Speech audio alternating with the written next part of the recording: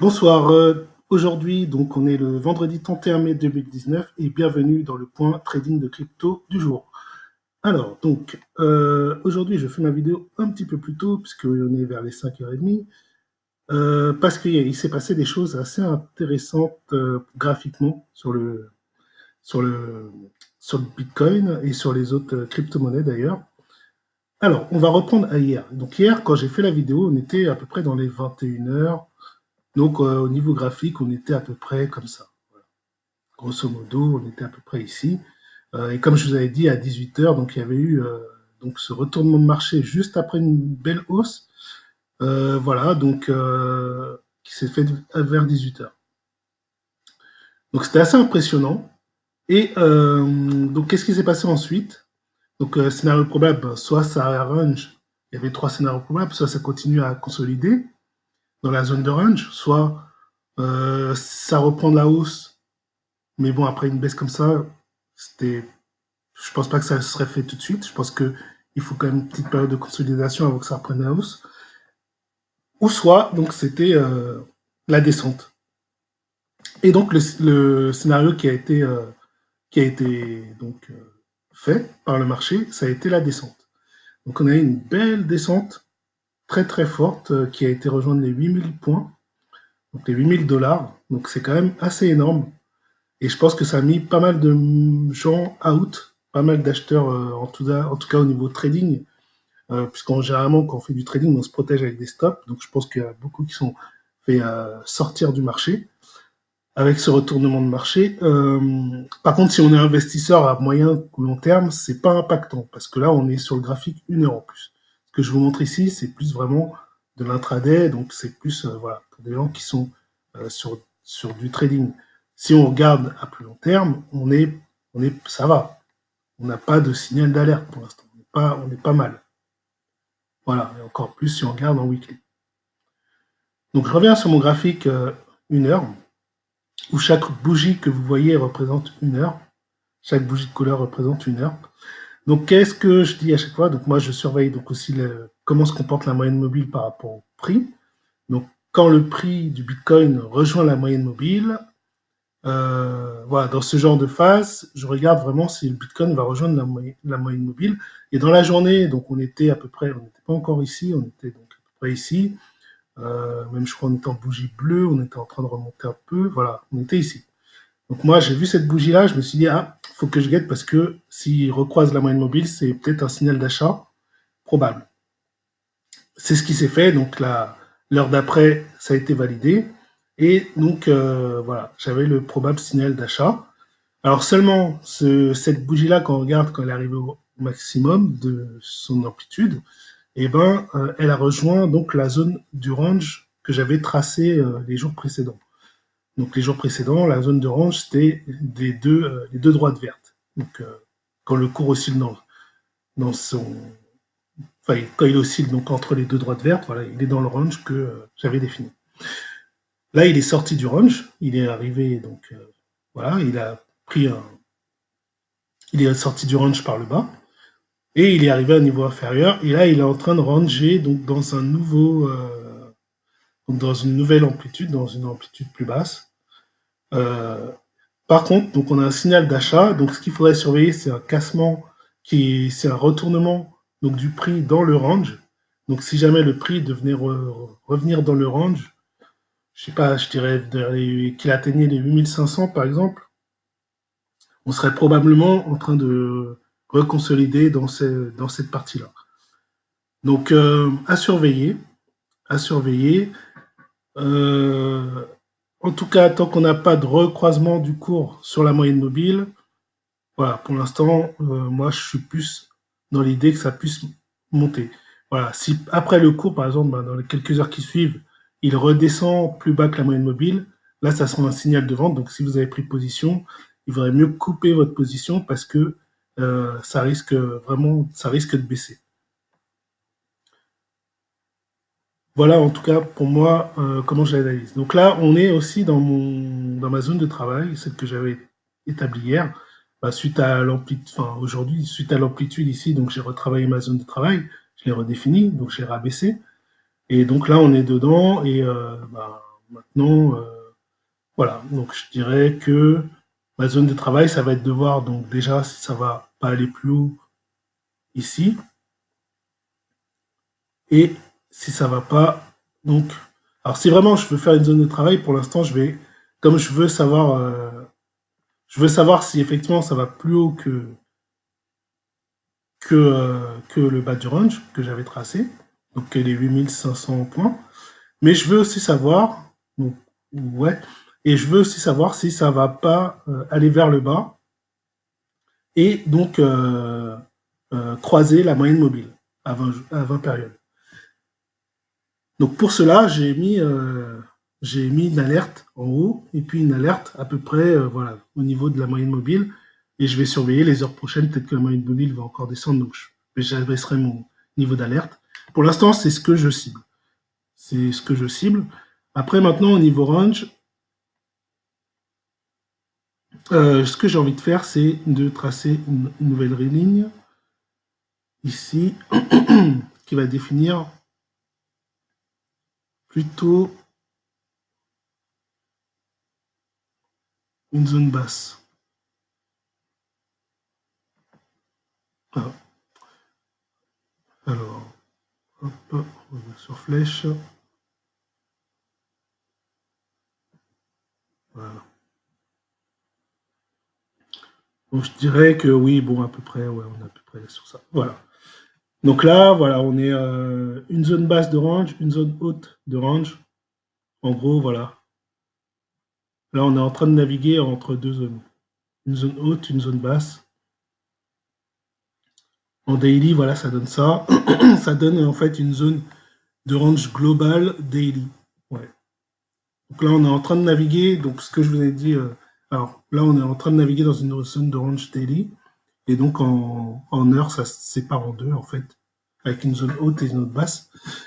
Voilà, donc à surveiller. Après, on pourrait regarder donc le TH, l'Ethereum.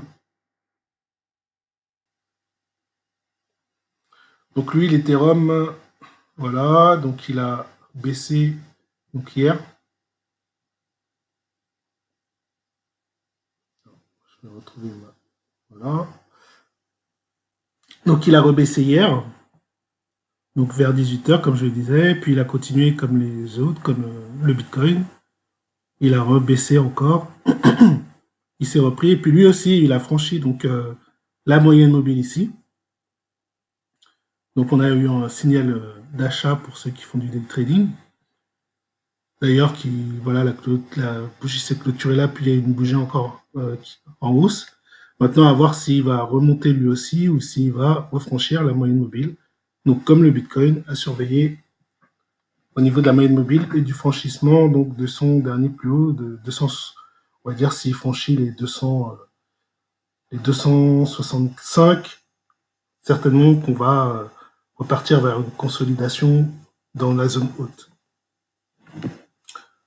Ensuite, l'EOS, USD. On va voir ce qui se passe. L'EOS, donc l'EOS, hier vers 18h, il avait subi la baisse, puis il a subi la baisse comme le Bitcoin. Il a franchi sa moyenne mobile plus tôt que les autres, à midi. Donc depuis, il est haussier. Et donc, voilà. Donc il a été en avance par rapport aux autres sur ce coup-là. Et lui, par contre, il n'a pas tracé vraiment de zone basse. Enfin, si la zone basse, elle est plus par ici.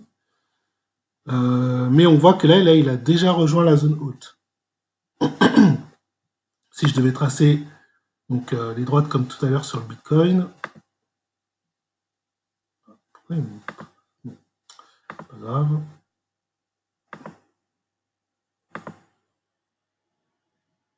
Voilà. Si je devais définir les zones du range comme tout à l'heure, voilà, je dirais que c'est à peu près ça. Que ici, c'est plus haut. Voilà, on va dire que c'est à peu près ça.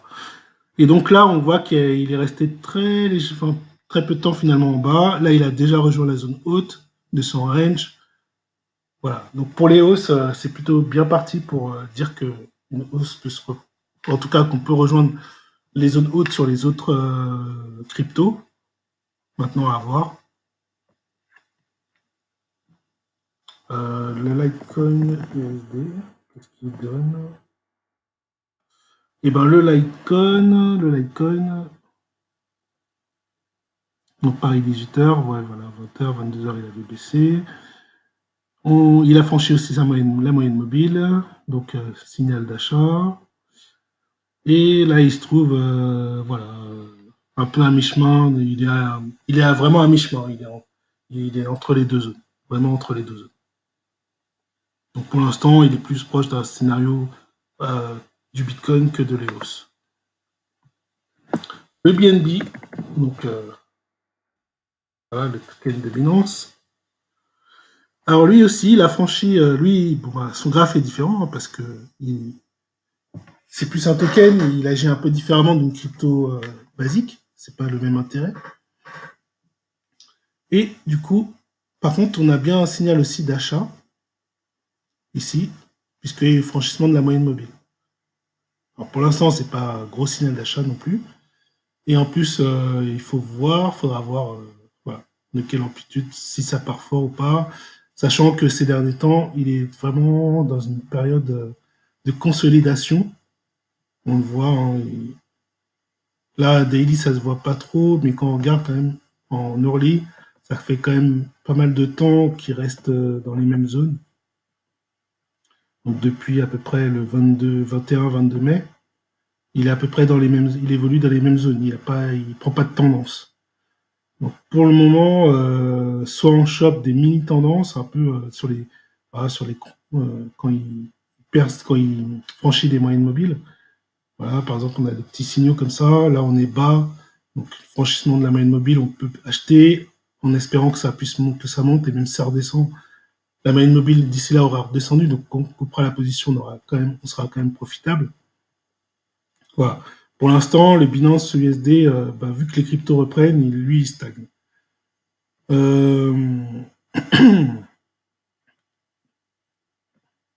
Juste par curiosité, je vais regarder le BNB BTC.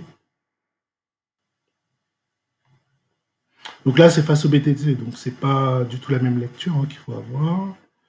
Mais c'est simplement pour voir entre le BNB et le BTC, qui est-ce qui a le plus de force, on va dire, sur ces dernières heures. C'est vraiment kiff-kiff, c'est pas flagrant. Pas flagrant. Alors, donc,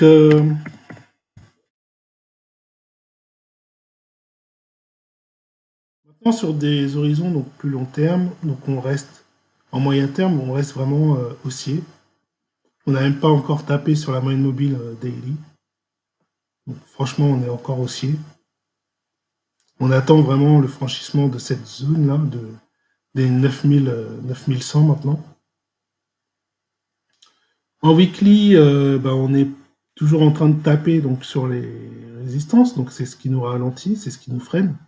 On est dans cette zone-là où il y a de la résistance. Et donc malgré un essai qui a monté le Bitcoin à 9100, on est toujours quand même